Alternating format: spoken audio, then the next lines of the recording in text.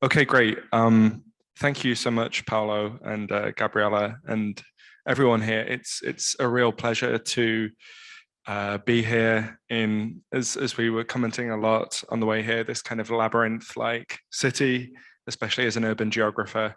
And I mean, the presentations we've already heard have already given me a lot to think about, and I'm going to try and contribute to that in some ways. So I kind of should start with a confession that I'm not really, I don't know much about digital media or digital theory. I'm an urban geographer of a kind of more traditional urban geography perspective, but I think hopefully there is something from kind of thinking through the urbanism and the urban theory behind the dungeon. There's some contributions that I can make. So my talk is entitled In Search of the Unknown, with the subtitle Urbanising the Megadungeon.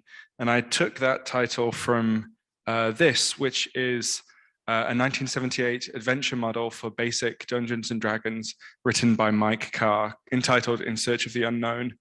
I think it's debatable whether the actual place depicted in this module is a megadungeon. But it is interesting partly because, I mean, I think the cover is hugely evocative of the aesthetics and the idea behind the dungeon, this weird, unearthly environment, which is traversed by explorers.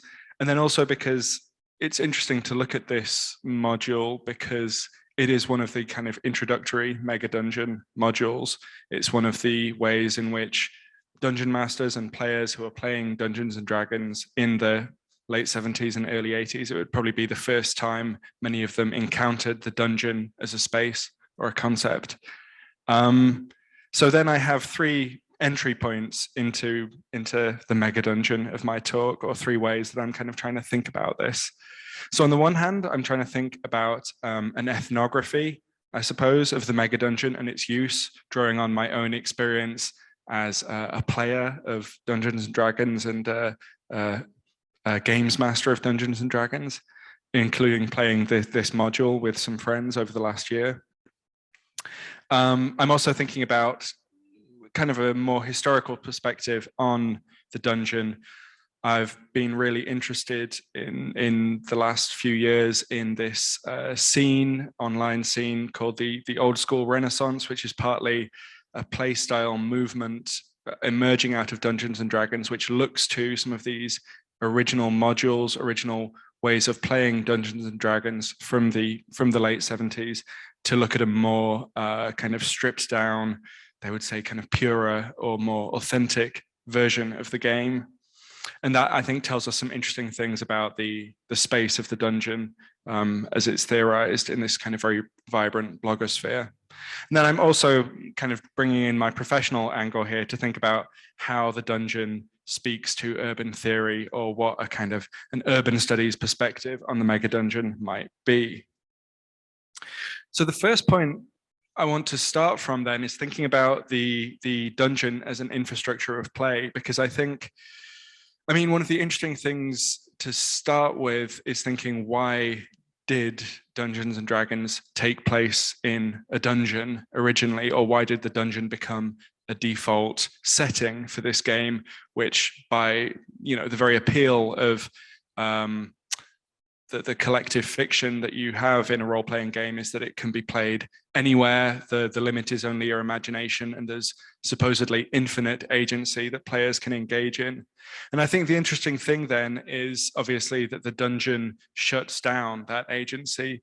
It takes the supposedly infinite course of actions that a player could engage in and limits it to very discrete surfaces, to very discrete spaces of bounded problem solving. The dungeon works through compartmentalizing problems into discrete spaces, limiting the variables that people can put into them, and forcing players to behave creatively with just the resources they have in front of them.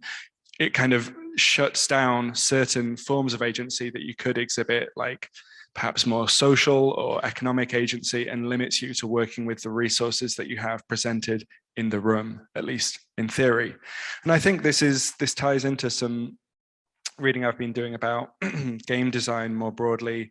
The philosopher C.T. Nguyen, who wrote a really interesting book where he proposes games as a kind of aesthetic shaping of agency, which I think is really nicely illustrated by the structure of the Megadungeon as an infrastructure of play, in that it places certain, it kind of visualizes this gap between the games designer and the games player, where there are certain constraints on agency, certain things that the player is told to focus on, such as, you know, gold or killing a monster.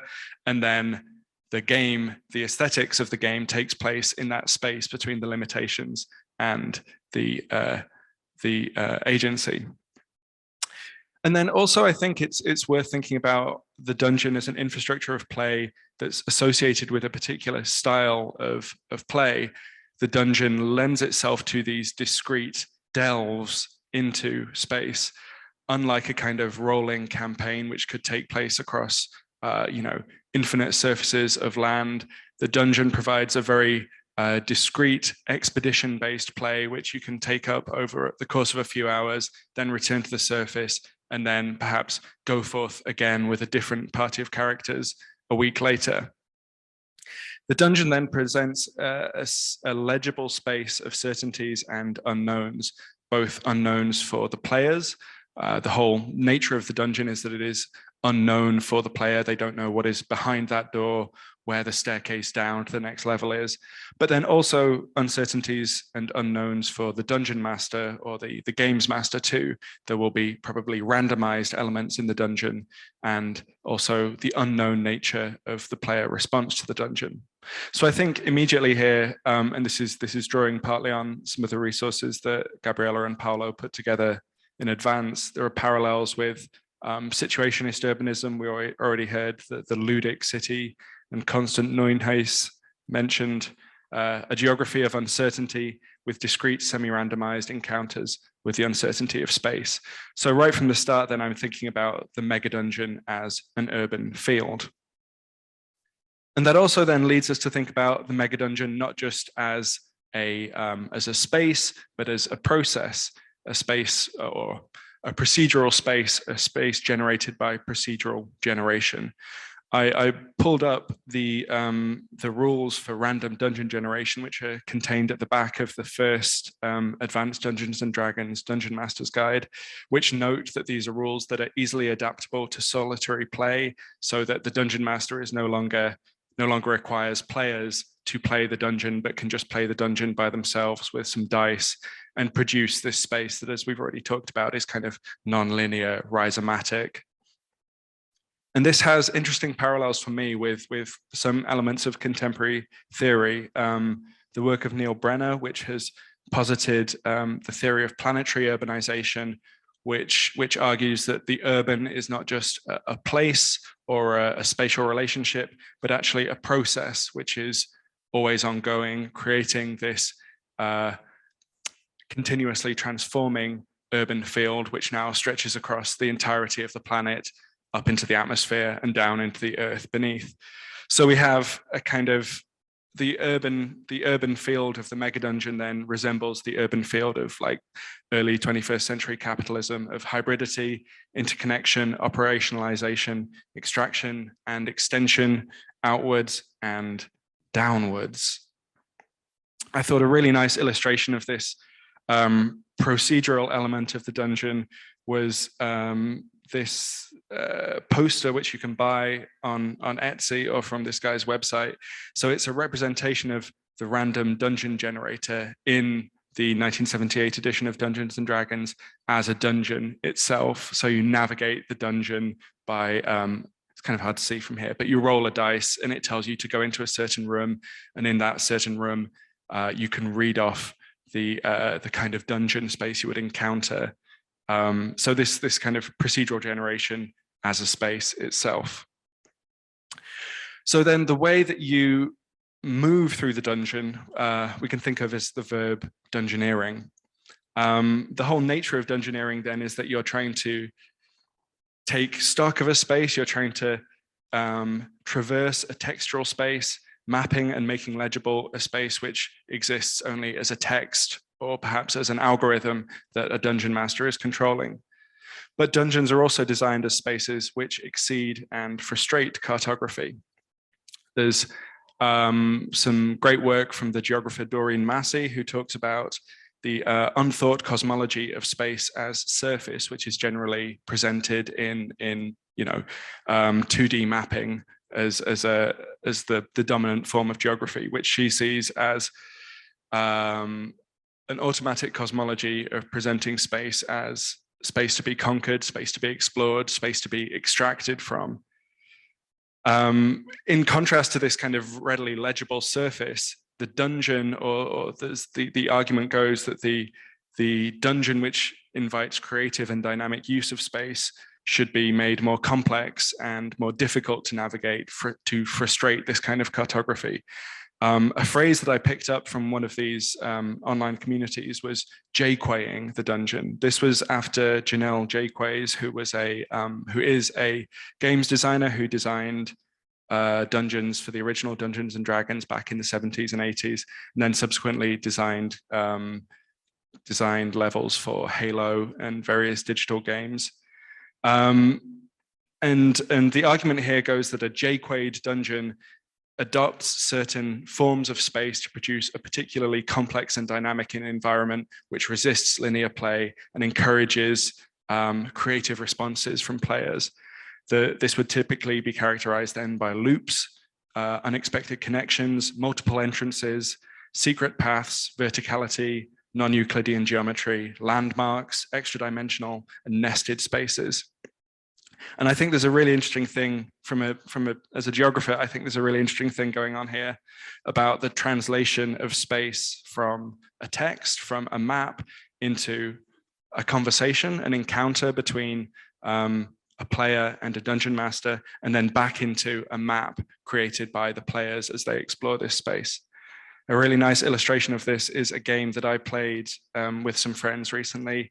This is a kind of sci-fi role-playing game called Mothership, this mega dungeon within Mothership called Gradient Descent, where you are kind of abandoned explorers exploring this giant space station, whereby for the first, we played this over the course of about a year, and for the first few months, you were in zero gravity, so you didn't even know which way was up or down. You are navigating a dungeon with no clear understanding of where you are. And then after we played, we then kind of stopped and looked back at the map, which actually underlaid this dungeon, this hugely complex mega dungeon, and then compared that to the map that we had produced over the course of our year of play, mapping our own way through the dungeon to see what connections we'd made, what landmarks had stood out to us in the absence of other landmarks, or what errors we'd made in the mapping process. But the other thing, of course, about the dungeon is that it's not just a space, or not just a connection of empty spaces, but is a space of encounter. So I want to draw here on kind of contemporary urban theory, which looks at the history of colonial imaginaries in relation to space. And the work of Catherine Yusof, who writes how the Earth in traditional geographic imaginaries is treated as the Earth in the subterranean is treated as static, discoverable, exploitable, in response to the libidinal economy of geology, the desire for gold, for mineralogy, for metallurgy, which is obviously very similar to the kind of libidinal economy of the dungeon, with the desire for treasure, the desire for gold.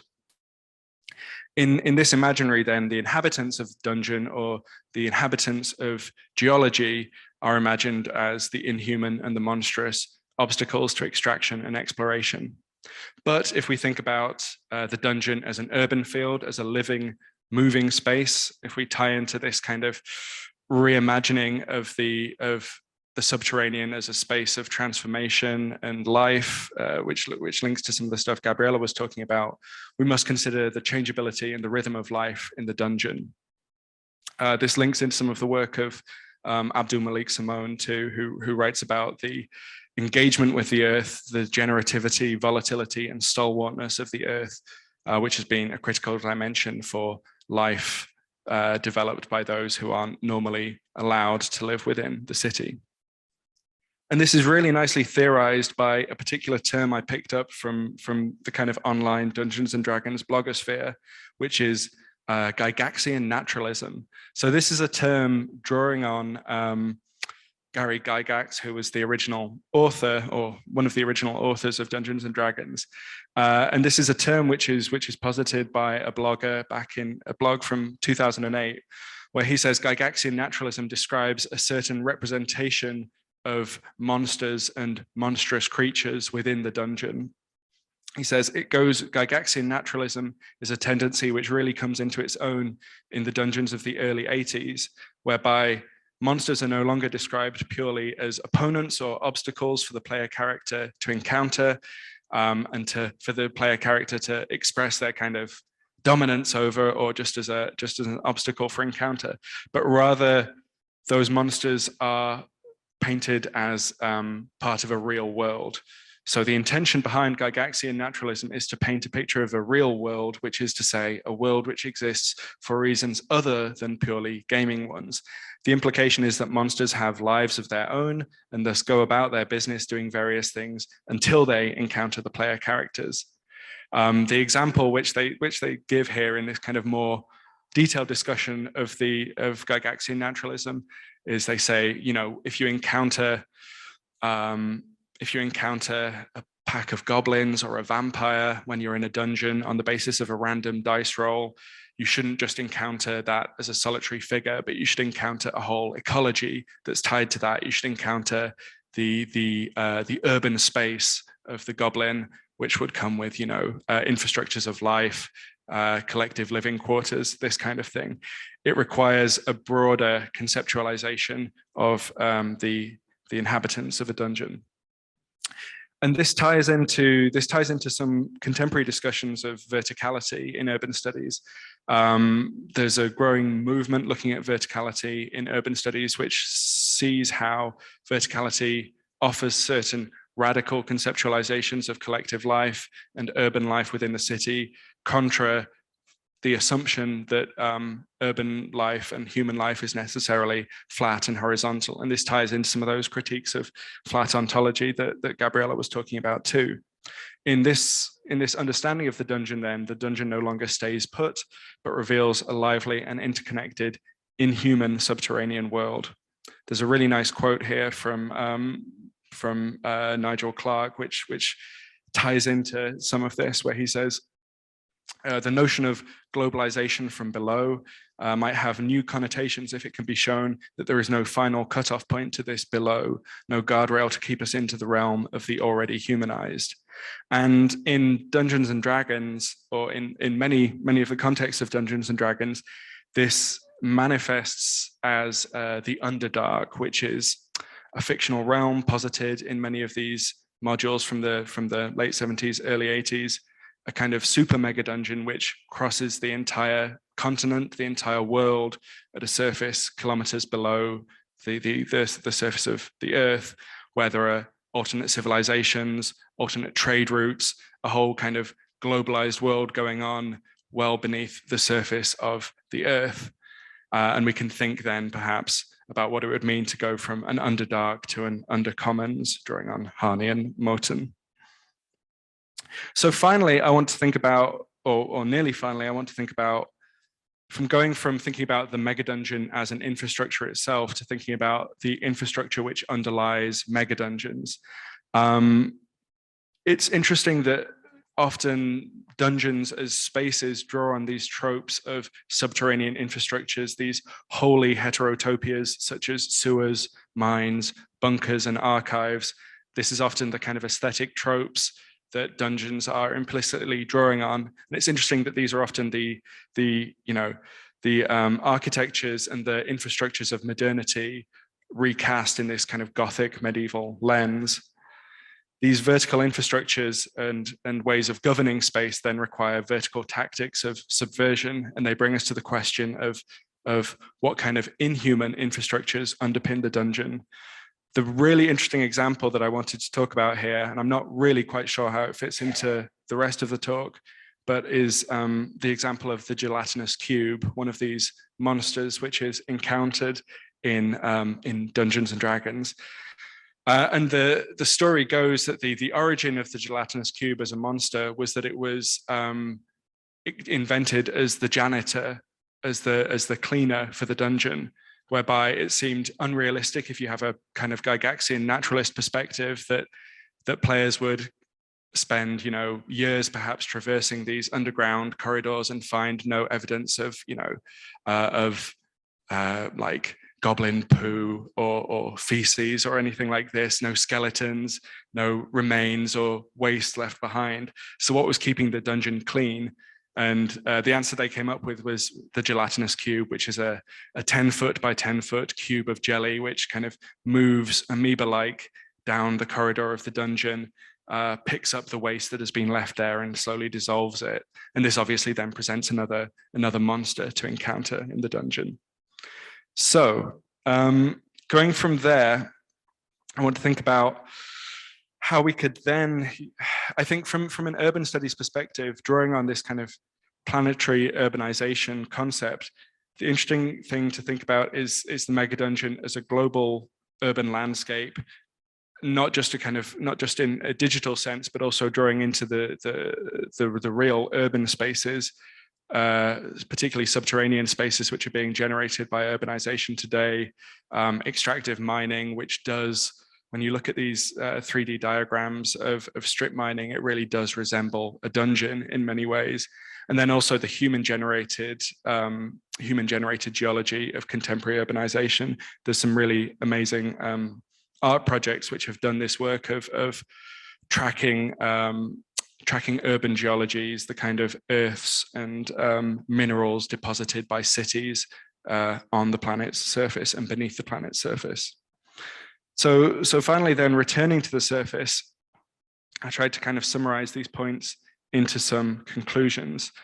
I think the interesting things for urban studies and for perhaps critical social sciences to think through the megadungeon, there's a really interesting thing going on about the nature of knowledge and epistemology, the way we choreograph or represent space, and how textual spaces or fictional spaces can be treated as urban spaces, and how there's this tension within the megadungeon between the weird and the realistic, the tendency to go into real depths of fictional otherworldliness, or to ground the megadungeon in real ecologies and infrastructures that have some relation to the urban.